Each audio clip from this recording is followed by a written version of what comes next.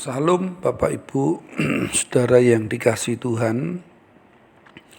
Puji Tuhan, hari ini kita berjumpa dalam ibadah online di minggu yang ketiga ya, di bulan Januari 2021. Saya yakin dan percaya Bapak Ibu saudara senantiasa diberkati Tuhan, diberikan kesehatan yang luar biasa, kemurahan, sukacita ya, hingga kita boleh bersama-sama beribadah.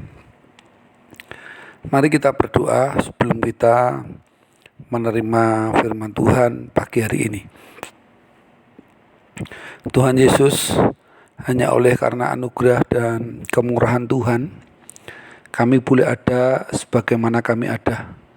Kami boleh menikmati berkat kesehatan, damai sejahtera, sukacita yang terus Tuhan limpahkan bagi kami, juga kepada Bapak Ibu sidang jemaat semuanya tanpa terkecuali. Biarlah melalui ibadah online ini tetap ada hadirat Tuhan, kuasa Tuhan dinyatakan bagi kami semuanya. Berfirmanlah bagi kami Tuhan.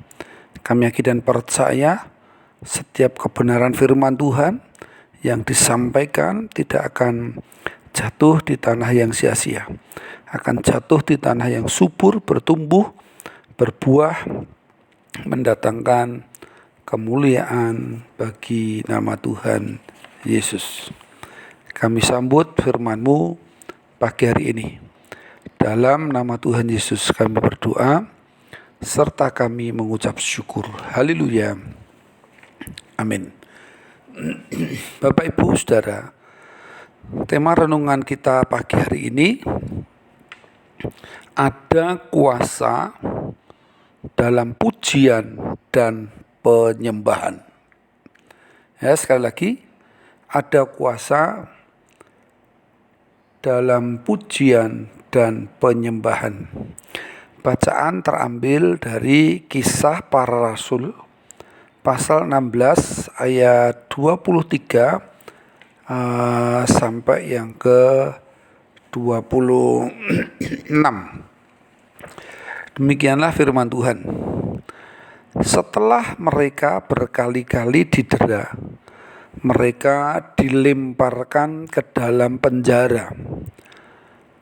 Kepala penjara diperintahkan untuk menjaga mereka dengan sungguh-sungguh. Sesuai dengan perintah itu, kepala penjara memasukkan mereka ke ruang penjara yang paling tengah dan membelenggu kaki mereka dalam pasungan yang kuat. Tetapi kira-kira tengah malam, Paulus dan Silas berdoa dan menyampaikan puji-pujian kepada Allah, dan orang-orang hukuman lain mendengar mereka.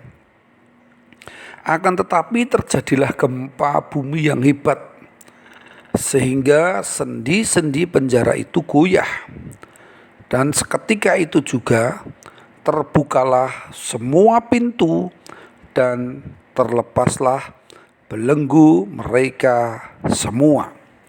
Bapak Ibu Saudara, ini adalah sebuah peristiwa di mana Paulus dan Silas mengalami penglihatan.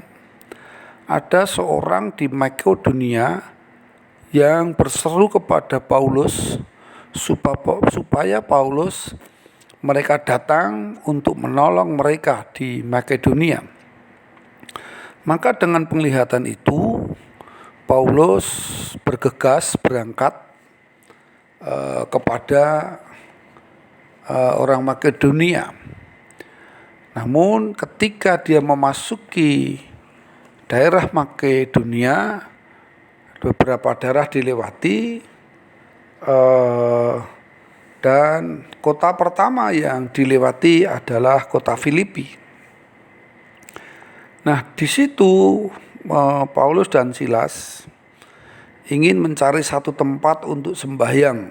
Dikatakan dia menyusuri sungai dan menemukan tempat sembahyang, di mana di sana ada perempuan-perempuan yang sedang berdoa kepada Tuhan. Termasuk di situ ada Lydia, ya, seorang penenun kain. Ya, dia berdoa. Ya. Nah, karena di situ juga ketika Paulus berjalan diikuti oleh perempuan yang memiliki roh tenung, sehingga Paulus karena risau dia mengusir roh tenung itu. Maka marahlah orang yang memiliki roh tenung itu, karena dari situ dia mendapatkan uang. Ketika roh tenung itu diusir, maka dia tidak akan mendapatkan uang lagi.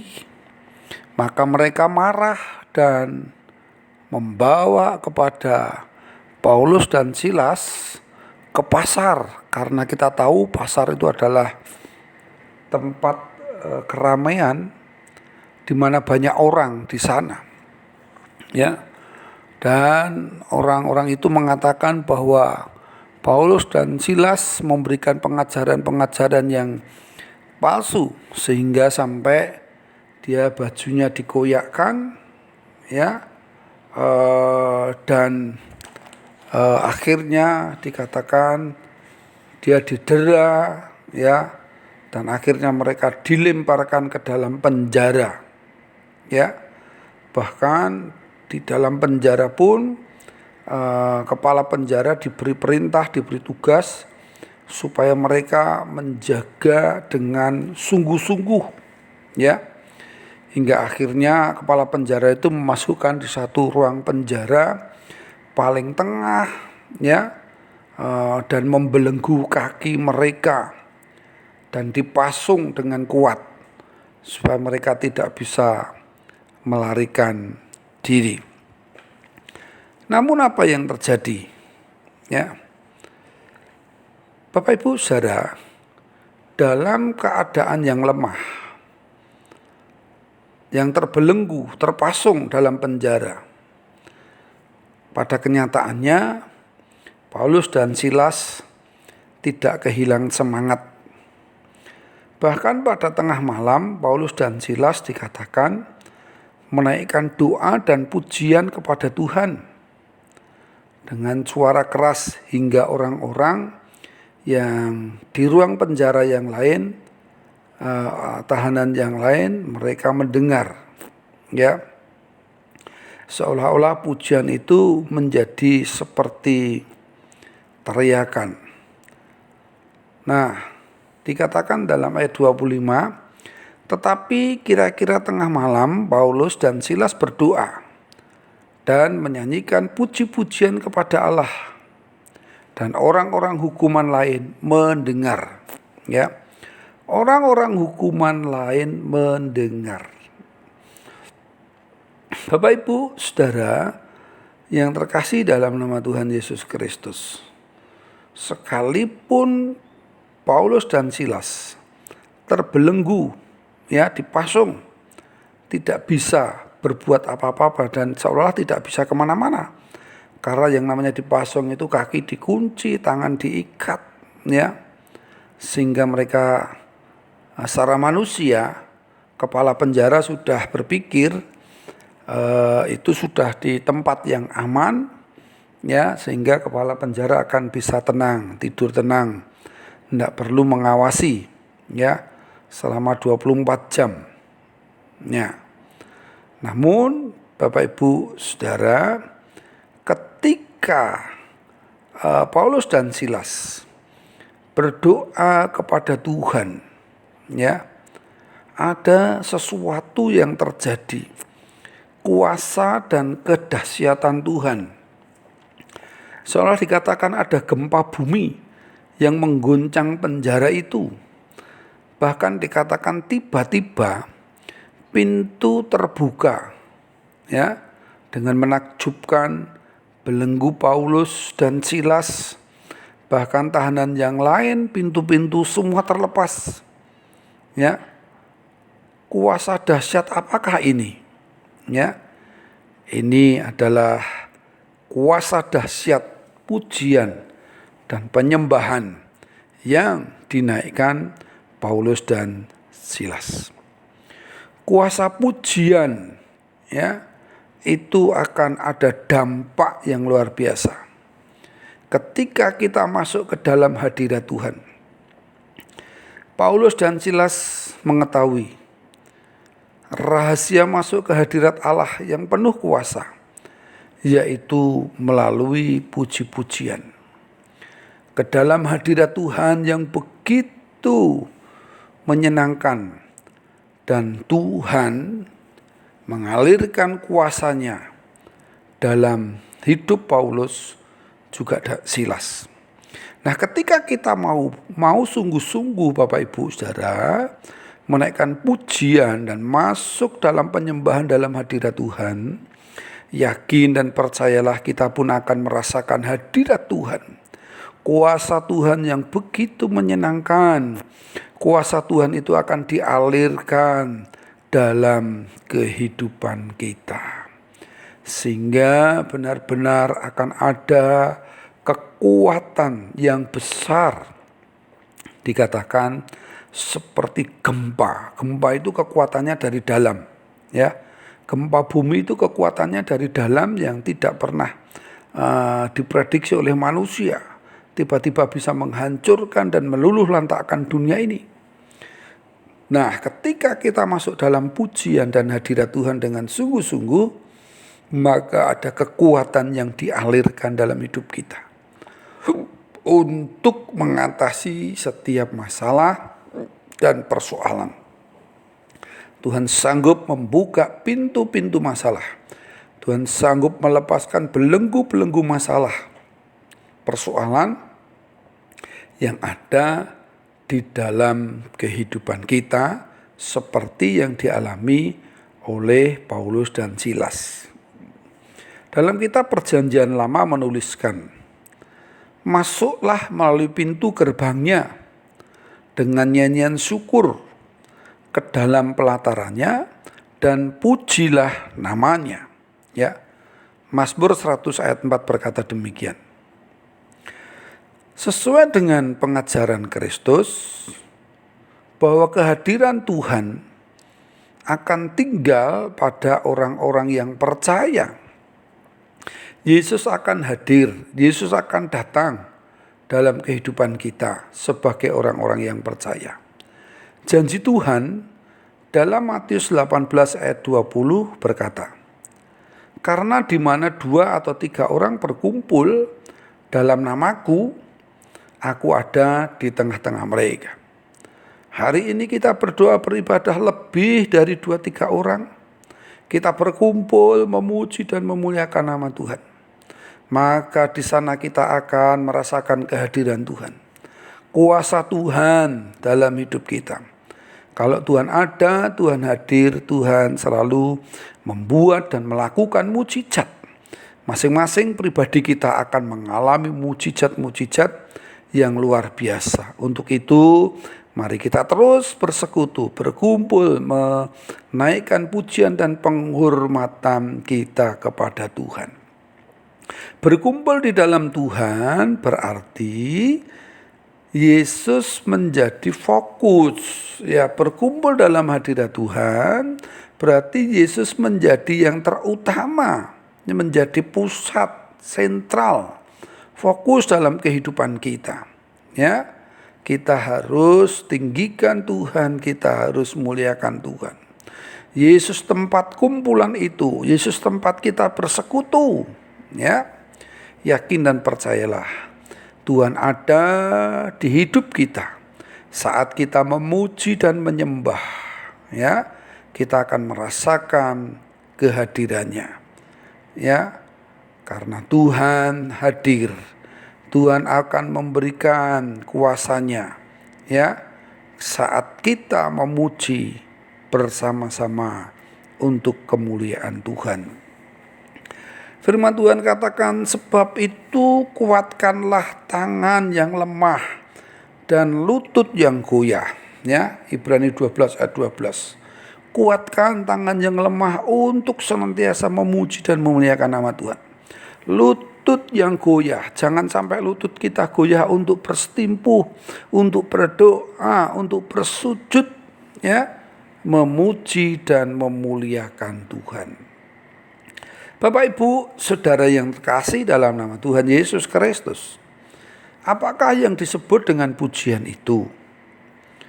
Pujian, mungkin kita berpikir bahwa pujian itu adalah ketika kita bertepuk tangan, ya, meninggikan nama Tuhan, memuliakan nama Tuhan, bersukaria, ya, itu adalah pujian, ya. Namun Bapak Ibu saudara yang terkasih dalam Tuhan, kata pujian yang kita naikkan kepada Tuhan adalah sesungguhnya adalah ungkapan rasa syukur, penyembahan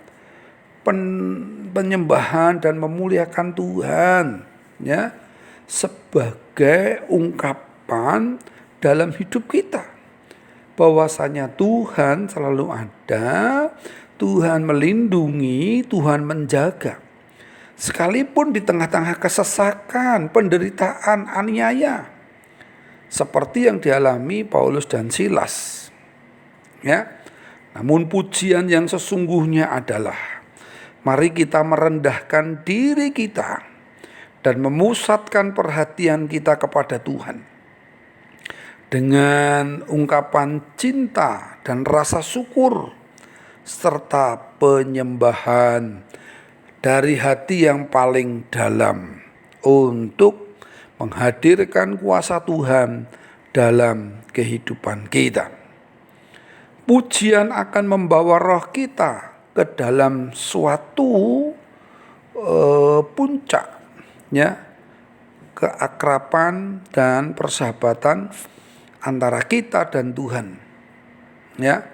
Bahkan akan memperbesar suatu keadaan kita tentang hubungan rohani kita dengan Tuhan. Pujian membawa kita, ya, ke dalam dunia roh, ke dalam kuasa Tuhan, ya. Firman Tuhan berkata, berbahagialah bangsa yang tahu bersorak-sorai, karena Tuhan hidup dalam cahaya wajahmu, ya. Jadi ada banyak tindakan yang melibatkan pujian kepada Tuhan, ungkapan rasa syukur dan pujian kita kepada Tuhan.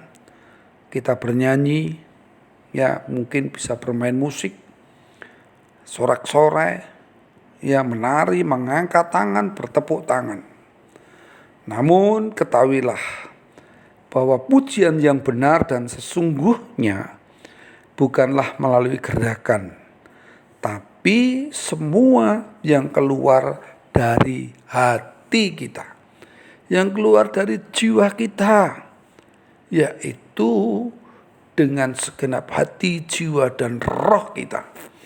Kita menyatu masuk dalam hadirat Tuhan, menjadi satu dengan Tuhan, merasakan hadirat, bergumul, bersekutu. Ya. Matius 15 ayat 8 berkata, bangsa ini memuliakan aku dengan bibirnya, padahal hatinya jauh daripadaku. Jadi Tuhan tidak ingin hanya sekedar pujian itu keluar dari mulut dan bibir kita, tapi dari hati yang paling dalam. Kesungguhan hati, jiwa, dan roh kita hingga kita mampu menghadirkan kuasa Tuhan hingga terjadi seperti gempa yang dialami oleh Paulus dan Silas. Doa dan pujian kita mampu membuka pintu-pintu masalah kita. Belenggu-belenggu masalah kita dihancurkan melalui seru doa dan permohonan kita. Menyatunya hati kita dengan Tuhan. Pujian yang asli adalah sesuatu yang dinaikkan dengan kerendahan hati dan tulus hati kepada Tuhan. Dari dalam diri kita, ya, menurut berbagai ungkapan, pujian itu akan membawa berkat Tuhan. Yakin dan percayalah. Dimanapun Bapak Ibu Saudara memuji dan memuliakan Tuhan, itu akan mendatangkan berkat, kekuatan, ya, yang dihadirkan dalam Tuhan. Ya, kita sekalian selalu rindu dan menunggu akan kehadiran dan kuasanya dimanifestasikan atau dibuktikan di tengah-tengah hidup kita ketika kita menyembah Tuhan dengan benar, menyembah Bapa dalam roh dan kebenaran. Sebab Bapa dalam roh dan kebenaran, Bapa mengendaki penyembahan yang demikian. Mari di tahun 2021 ini, keadaan dunia yang tidak menentu harusnya membawa kita semakin lebih dalam, lebih sungguh-sungguh hidup kita menyatu dengan Tuhan, hingga kita mampu menghadirkan kuasa yang seperti gempa, yang mampu membuka pintu-pintu masalah, persoalan yang membelenggu hidup kita. Dalam nama Yesus kita dipecahkan. Nah, Bapak Ibu Saudara, yang kedua, bukan sekedar pujian penyembahan yang keluar dari mulut dan hati kita, namun seperti Paulus ketika dia terbelenggu dan dipenjara, di tengah-tengah didera kesakitan, kesusahan, apa yang dikerjakan? Paulus tetap memuji kepada Tuhan. Mengapa? Karena pujian bagi Paulus dan Silas itu adalah gaya hidup. Mari Bapak Ibu Saudara, jadikan pujian dan penyembahan kita kepada Tuhan menjadi gaya hidup, menjadi freestyle dalam hidup kita. Gaya hidup kita sebagai orang yang percaya adalah orang yang memuji dan menyembah. Di tahun 2021, mari kita berkomitmen. Kita jadikan pujian kepada Tuhan adalah gaya hidup. Ya, seringkali pujian kita kepada Tuhan adalah sesuatu yang banyak ditinggalkan oleh gereja. Ya, bagaimana pujian harus menjadi bagian dari gaya hidup orang percaya. Ingat, pujian menjadi gaya hidup bagi orang percaya. Sebagai bagian dari hidup doa kita sehari-hari.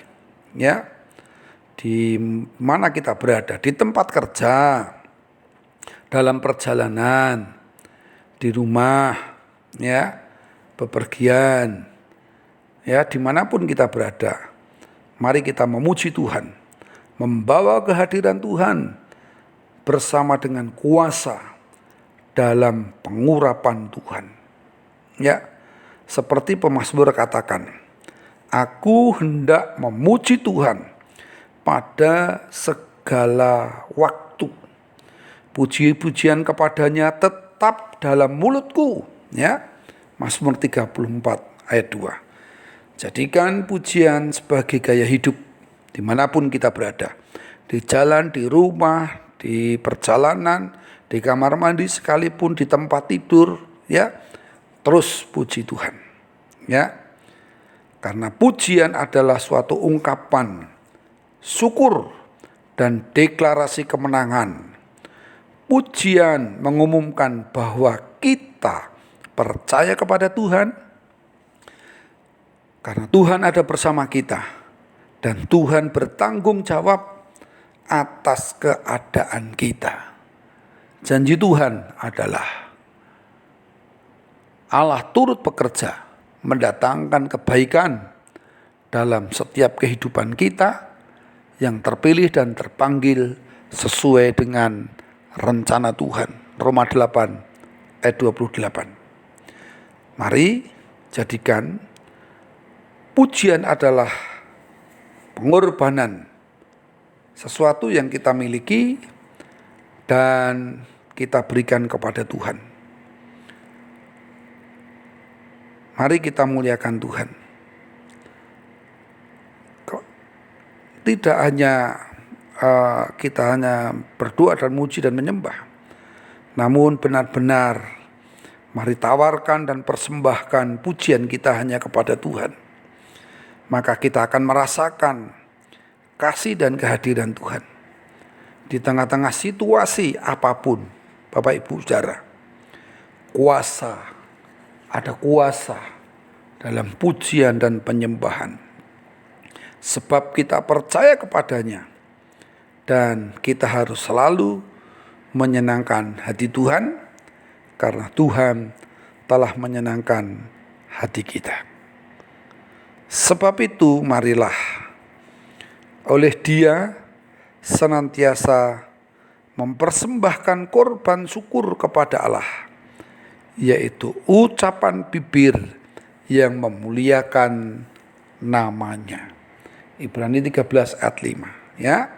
Sebab itu marilah oleh Dia senantiasa mempersembahkan korban syukur kepada Allah, yaitu ucapan bibir yang memuliakan namanya.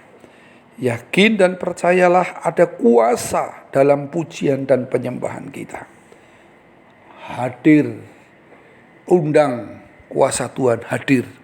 Seperti Paulus dan Silas menghadirkan kuasa Tuhan dalam penjara.